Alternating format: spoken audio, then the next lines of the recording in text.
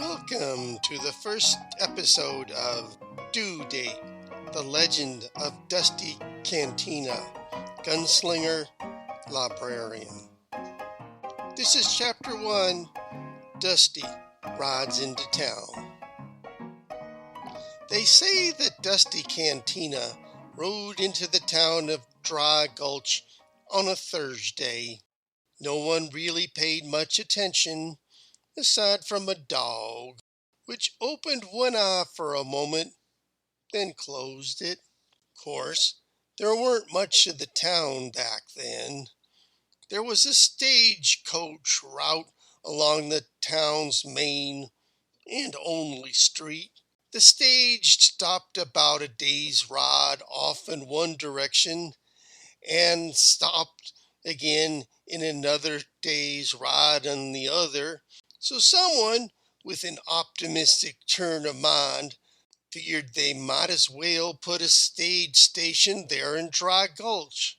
And a few of the local prospectors and ranchers and such who might wander into town to get their mail or get a yard of flannel at the general store might not go so far as to call Dry Gulch a booming metropolis, but they sure appreciated it for a change of scenery. One thing, though, Dry Gulch always had a mighty fine public library with its collection of genre fiction, bestsellers, and government documents with a special focus on the extraction of physical resources from the natural environment. Well, as I was saying, Dusty rode into town on this particular Thursday. The horse ambled down the road without much evident guidance to the largest building in town, distinguished primarily by its miasma of stale beer and piss. Dismounting, Dusty entered the saloon. The faded saloon sign above the doorway suggested a far more opulent past than a prosperous present. Linky, the piano player, straightened up and plunked out a few lively notes in an attempt to provide a festive tone, but Dusty waved him to silence. "Don't bother," growled Dusty, with a slight shrug. Plinky picked up his recently discarded newspaper and, using his piano as a reading stand, resumed his perusal of the paper.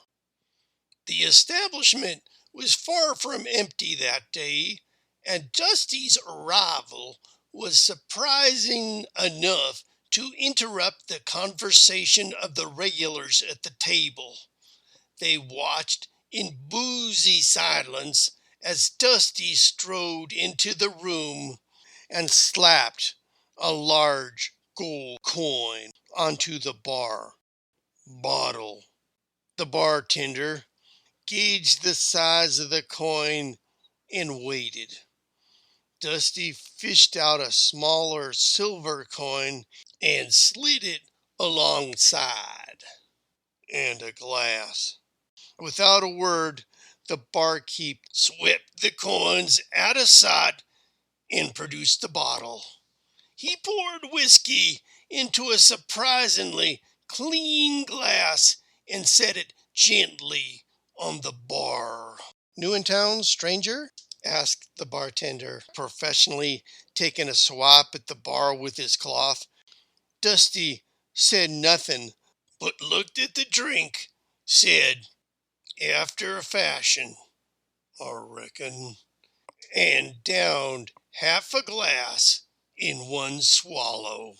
"Name is on a smock, friend," the bartender said, bound and determined to hold up his role as a convivial host. "What might yours be?" Dusty took a look at the glass like the answer was there. After another sip, "Dusty Cantina." Setting down the empty glass with one hand, Dusty refilled it from the bottle. Plinky, the piano playing feller, closed his piano, carefully folded up his newspaper, put his hat on his head, and left the room without a word of farewell. The other fellers in the place seemed disinclined to resume their alcohol-fueled discussions, choosing, instead, to focus on Dusty, and the silence began to feel a mite onerous, at least to honest Mike, who felt obligated to break it. Heh, Mike said. I heard tell of a dusty cantina riding up Montana way, he began. Road, corrected Dusty. Left. Dusty took another drink. There are other folks that say they saw Dusty down Santa Fe way with the Fargo brothers a while back, Honest Mike offered hopefully. I do remember them Fargo boys, Dusty agreed in a quiet voice. Where does the time go? It were asked in a philosophical-like tone. Medium Mama, a female whose purpose in the saloon was somewhat nebulous, but in general seemed there to promote commerce in the place, had the misfortune to cast Honest Mike's eye, wearing a dress which shared the same attributes as the sign outside, in that it reflected a more prosperous past and implied continuing hard times. Mama put down her penny dreadful with a scarcely discernible sigh, hopefully setting a piece of ribbon to mark her place. She stood, adjusted her hair, then approached Dusty. Don't bother, growled Dusty, in almost exactly the same tone that was used in rebuffing the piano player feller. Medium Mama shrugged and took her seat, picking up her book again to resume reading the tale of Consuela, the bandit queen of California.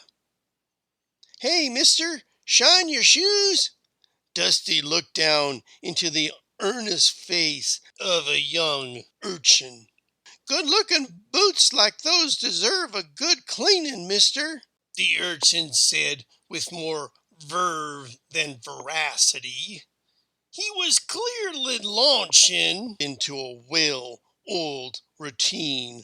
I can get them looking as good as new in no time, mister, and a good cleaning will keep them looking great forever.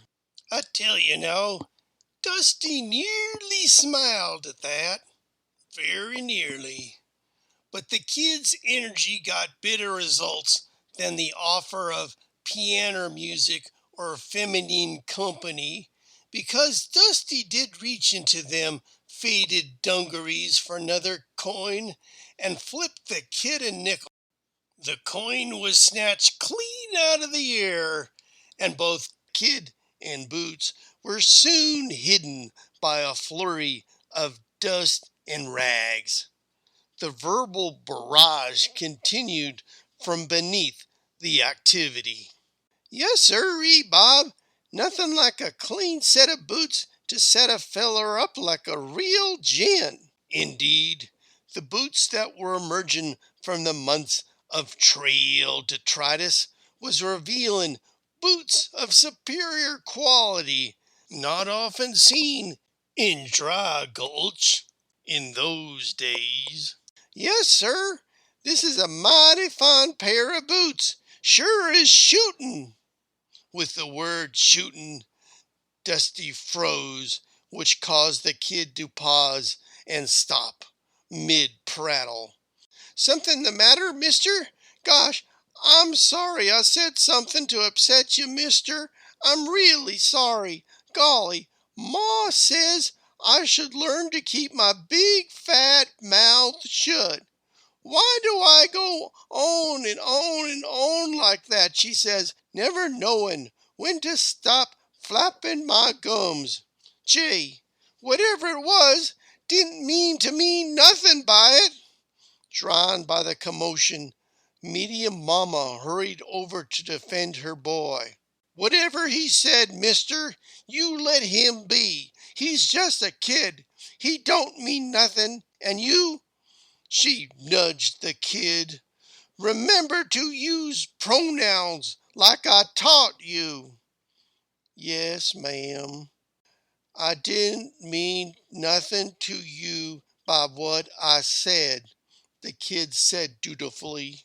Never mind all that, said Dusty, and mother and son relaxed. But kid, Dusty added. Yeah, mister, said the kid. It ain't mister, it's miss. Folks said that it was a Thursday when Dusty rode into town. Maybe it was, maybe it wasn't. Back then, each day was pretty much like the other.